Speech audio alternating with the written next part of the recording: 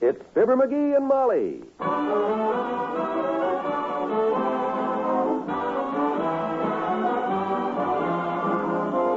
Every weekday at this time, NBC brings you the Fibber McGee and Molly program, transcribed, written by Phil Leslie, and directed by Max Hutto.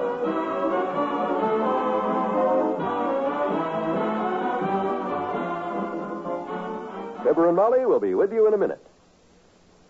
Within the next 20 seconds, a fire will break out somewhere in the United States. Lives may be lost, property damaged, homes or buildings destroyed. Yes, there are 4,600 fires in America each day of the year. They kill 11,000 persons and disfigure or severely burn thousands more. 90% of all fires which start in the home can be traced to human carelessness. By obeying a few simple rules of fire prevention from now on, you and I can protect ourselves and our families from this devastating menace. Rule 1 is don't smoke in bed or discard lighted cigarettes carelessly. Rule 2, clean out old newspapers, magazines, and other inflammable debris. Rule 3, promptly repair defective wiring equipment. Replace worn or frayed wiring as soon as you notice it. Fire won't wait till tomorrow. Rule 4, use only those cleaning fluids which will not burn. And last but not least, be careful with matches. Keep them out of the reach of small children. Remember, it doesn't pay to gamble with fire. The odds are against you every time.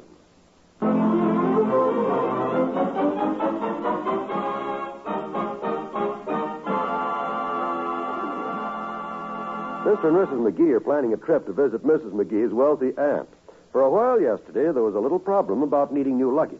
But our hero has it all solved this morning as he comes galloping in the front door, yelping, Hey, Molly, I got him. I borrowed Doc Gamble's new suitcases. Look at them. Aren't they just beautiful? Yeah, boy, we'll arrive at Aunt Sarah's house in style this time, kiddo. Just look at them luggage. Those luggage, dearie. Huh? Those luggages? Is that right? Them bags. They're genuine cowhide, you know. Brand new, too. I'm not so sure you should have borrowed them, though. They're such expensive. I wasn't sure I could borrow them for a while there, but you know how sentimental old Doc is. When I told him I was going to be gone for maybe a whole week, he practically broke down and cried right there in the office. Oh. Incidentally, Doc's going to stop by here this afternoon to find out what time we want to leave for the station tomorrow. Good. So when you hear him coming, kind of throw something over this big Gladstone of his, will you? I got it scratched a little bit on that nail on the porch post, and you know how unreasonable Doc gets. Oh, McGee, look at that. Ah, don't worry. It's not all the way through. Besides, when them porters on that train get through with it, Doc will never notice a little 2-foot scratch like this one. Oh. Hey, I'm looking forward to this trip tomorrow, aren't you? Yes, and I think it's sweet of Aunt Sarah to invite us. You see, now I want to make an appointment at the beauty shop. Call Mabel Toops, write a note for the milkman. I caught the mailman this morning. Doing what? No. I mean, I caught him on the front porch and told him to hold the mail after today, till we get back. Oh.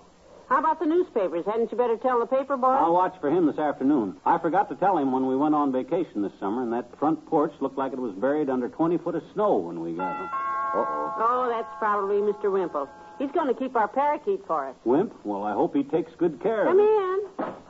Hello, Mr. Wimple. Oh, hi, Wimp. Hello, folks. I came for the parakeet. Well, good. Are you sure you know how to take care of birds, Wallace? Mr. McGee, you are talking to the hospitality chairman of the Wistful Vista Bird Watchers, Nest number 4. Oh, how nice. Nest number 4? Well, even so, I don't... Look, do you see this pin, Mr. McGee? This is the coveted golden bird with 2 egg clusters, awarded only for extreme heroism. Oh, that's wonderful, Mr. Wimple. How'd you get it? It was on an eagle-watching expedition last summer, Mrs. McGee, in the Rocky Mountains. The Rockies? 2 of us had climbed a rocky cliff to watch an eagle feeding her young. Yeah? When all at once, she discovered us. Uh-oh. With a horrible screech, she dived at us and... Well, I saved a man's life that day. Gee, that's great, Wimp. Whose life did you save? Mine. I dived into a badger hole and hid till dark. The other poor fellow perished. Oh. Well, after that, I'm sure we can trust you with our parakeet, Mr. Wimple. He's out in the kitchen. I'm going up and call Mabel Toops now, McGee. Yeah, well, come on, Wimp, and I'll give him to you. I'll gather up his stuff for you. Hi, Buster. Hi, Buster. He's a cute little fellow, Mr. McGee. I'll take very good care of him. Hello, birdie. Hello, birdie. Good. Now, here's his birdseed. Right. And here's the other kind of birdseed. 2 kinds of Here's the book, Care and Feeding of Parakeets. book. Here's the blanket we put over his cage at night. Just hang it over my arm. And here's the heavy blanket, in case it turns colder while we're gone. Hang it over my other arm. Okay. And you better take this, too, in case it goes below freezing. You can't tell this time of year. What on earth is that? My old raccoon coat. I'll hang that over the blanket over your arm. No, thank you. Yeah. Now, let's see. Here's his water. Gallon bottle full. Oh, we have water, Mr. McGee. Yeah, We but have he's it. used to the water out of our faucet, Wimp. Better not change on him. Might upset him. Put the bottle under my arm. That's it. Yeah.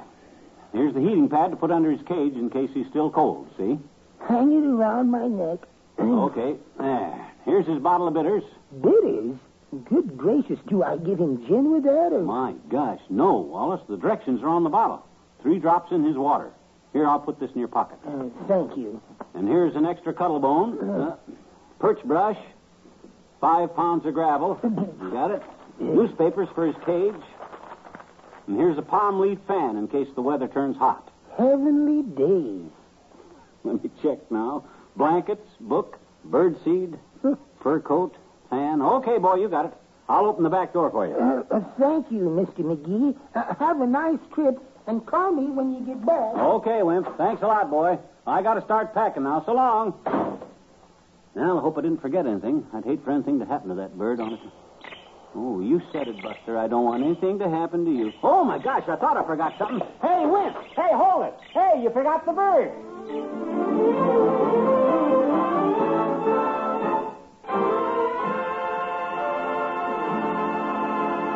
There's more fun with the McGees shortly.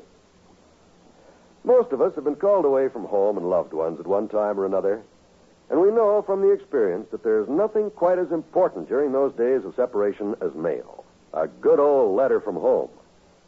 Any man or woman in the armed forces will tell you the only call that takes precedence over mess is mail call. And when a letter is more important to a hungry GI than food, you know it means something. The truce in Korea doesn't mean we should stop writing letters to our men and women in service, whether in U.S. camps or overseas. Mail from home is just as important now as it ever was.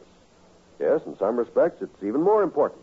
The action, the strain, the anxieties of war can keep a soldier's mind occupied. But when the letdown comes, the time to relax, that's when morale needs a shot in the arm. Your soldier knows the shooting is over. He's done his big job, and now he wants to get home. But unfortunately, there's still a lot to keep him for a while. So don't let him down. Help keep up his morale. Write that letter today.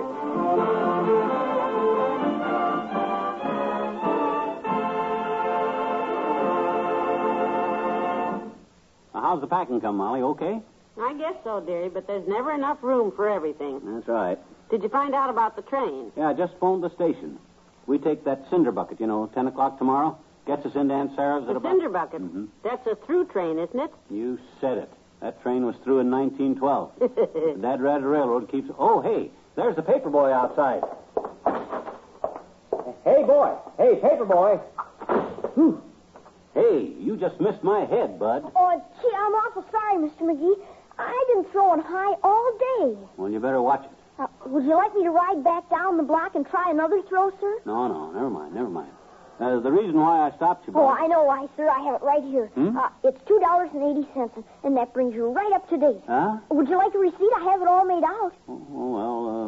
Yeah, okay.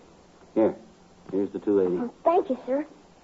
Hey, you aren't the same kid we've had all the time, are you? The one that always throws the paper in the maple tree. Oh, no, sir. I'm the boy that throws them under the porch. Oh, I just got this route last week, Mr. McGee. Mm-hmm. And like I say, I've been throwing them high today for some reason. Yeah, you told me.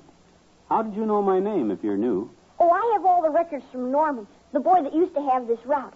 Root. Route, yeah. I study the records, Mr. McGee. I think it's important for a man starting in business to know all about his customers, don't you? Oh, yeah, that's a good idea. I mark them down in my mind, you see. Mm-hmm. When you stepped out on that porch, it flashed right through my mind. Quote, 79 Wistful Vista. That's F. McGee. Mm-hmm. Very unhappy, hates paper in tree, collect in advance, 2-bit tip at Christmas. Swirl puddle in driveway on rainy days. Unquote. Hmm. The quotes are not my own, sir. They're on my report from Norman, the boy that used to have this route. Route. Right. And Norman knows people. Well, never mind Norman, Bud. Look, I and my wife are going out of town for a few days, so no more papers till I tell you. Understand? Yes, sir. But may I say, I'll miss you, sir. Yeah, you missed me on the last throw, too. You watch it. I'll do better next time, sir. Goodbye. So long. Well, that takes care of the newspaper. I'll see if I can help Molly pack. Hey, McGee, wait a minute. Oh, hi, Docky, old man. Come on in with me. You all set, my boy? You're still going. You haven't changed your mind. No, we leave in the morning, Fatso. 10 o'clock train. Hi, Molly. Getting packed, are you? Hello, Dr. Gamble. Yes, and I can't tell you how much we appreciate the loan of the beautiful luggage. Hide the scratch, cover the scratch. What was that? I said the bags, they match. They match. Well, of course they match, egghead. I haven't even used those bags yet, Molly. Oh, by the way, where are you going? Where? Didn't McGee tell you? Well, frankly, my dear, when he broke the news that he was going out of town for a week, I got so excited I forgot to ask him. Oh. Well, my Aunt Sarah bought a new house, Doctor, and she invited us to visit her. Yes, our own beloved Aunt Sarah, Doctor. Our very closest relative to whom my wife and I feel a great, deep devotion. Oh, stop it. This is the rich aunt. You said it, fat boy. She's rolling in dough like a baker's knuckles. If I had her dough... What would you do, Flaplip? Just exactly what would you do if you had, say, $10 million? Well, for one thing, I wouldn't send my nephew a cheap birthday present every year, I'll tell you that. You wouldn't, huh? No, sir. When my nephew's birthday rolled around, I'd sit down and I'd write him out a check for $1,000. $1,000? You betcha. Then I'd look at that check and I'd say to myself, what did that bum ever do for me? And then I'd tear up the check and knit him a necktie or something. It'd serve him right, too. You know, when he's in one of those honest moods like this, Molly, I can almost stand him. Well, thank you, Doctor. Well, I'll pick you up at 9 tomorrow morning, kids. Yeah. Goodbye now. Bye. Well, I'll help you finish packing, kiddo. Because tomorrow's going to be a busy day for us. And when we get on that train for Aunt Sarah's house...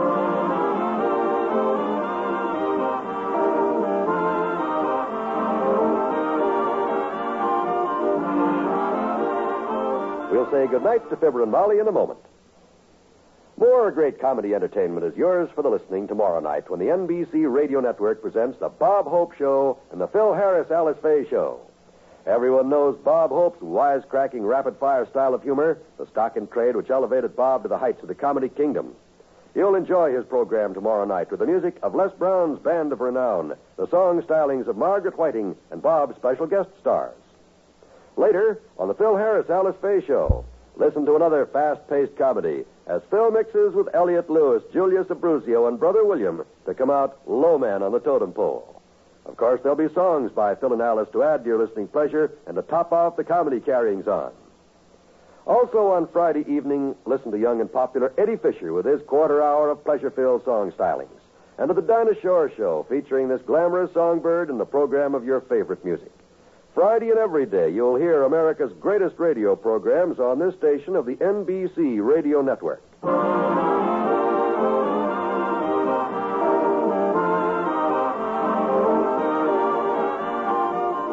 Ladies and gentlemen, this week is National Safety Week.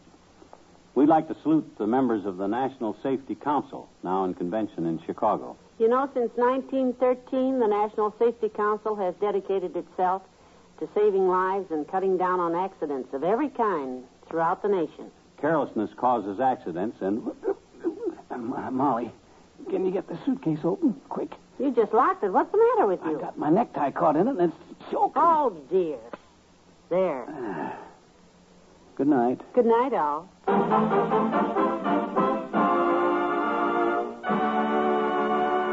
NBC has brought you the Fibber McGee and Molly program, transcribed with Bill Thompson as Wallace Wimple, Arthur Q. Bryan as Dr. Gamble, and Richard Beals as the paper boy. This is John Wald inviting you to be with us again tomorrow night for another visit with Fibber McGee and Molly.